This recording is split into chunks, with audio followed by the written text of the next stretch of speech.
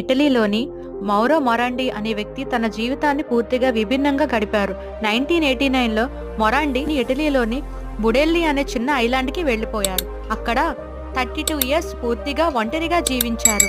ఈ ఐలాండ్లో డబ్బు అవసరం లేకుండా ఆధునిక ప్రపంచానికి దూరంగా ఉంటూ తనకంటూ ప్రత్యేకమైన జీవన శైలిని ఏర్పాటు చేసుకున్నారు.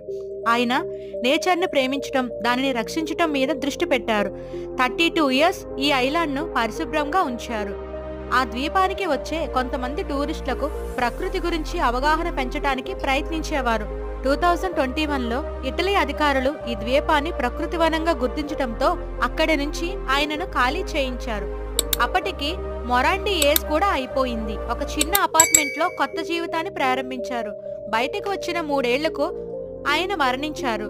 నేచర్ని గౌరవించటం, అలాగే దాన్ని కాపాడడం ఎంత ముఖ్యమో అతని జీవితం ద్వారా మనకు ఒక విలువైన